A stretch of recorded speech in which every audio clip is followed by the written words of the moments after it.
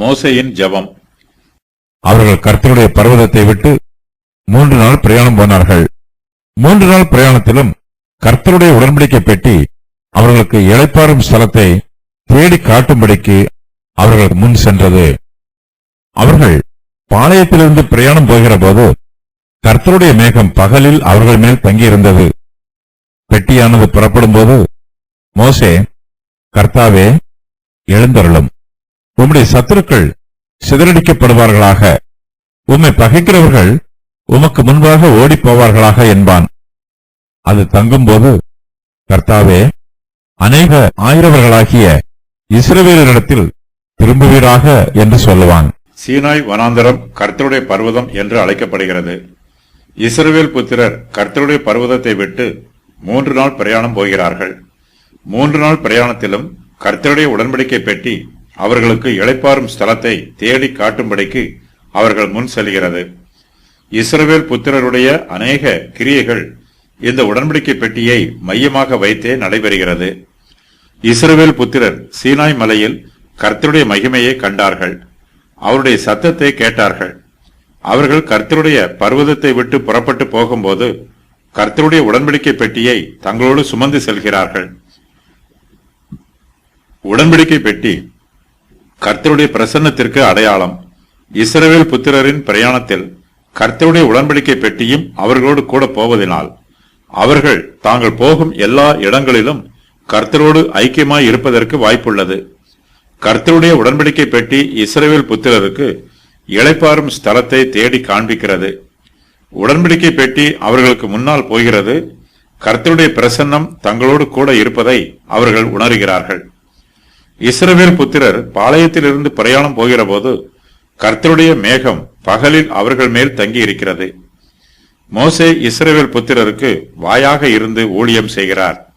அவர்கள் உடன்படிக்கை பெட்டியை தூக்கும் போதும் அவர்கள் அதை கீழே இறக்கி வைக்கும் போதும் மோசே கர்த்தரிடத்தில் ஜெபம் பண்ணுகிறார்.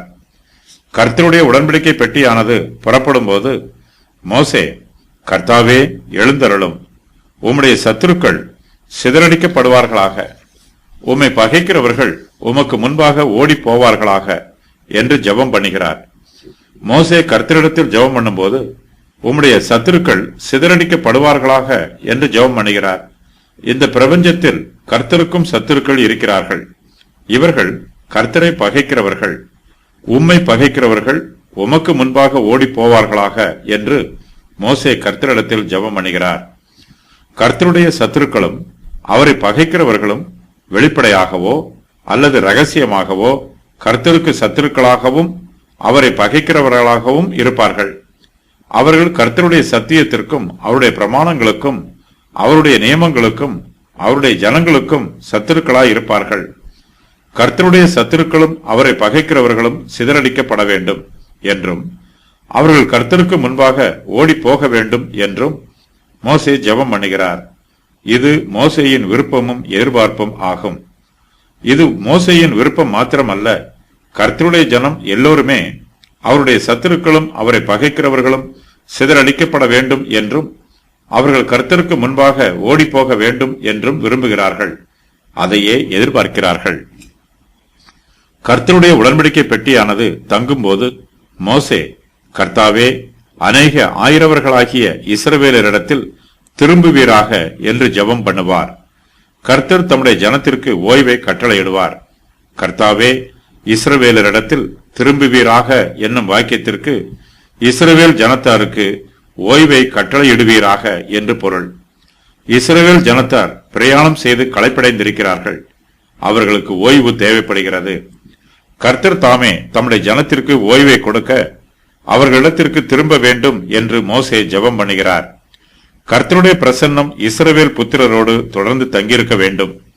அதுவே அவர்களுக்கு மெய்யான சந்தோஷமும் மெய்யான ஆறுதலும் மெய்யான இளைப்பாறுதலுமாய் இருக்கும்.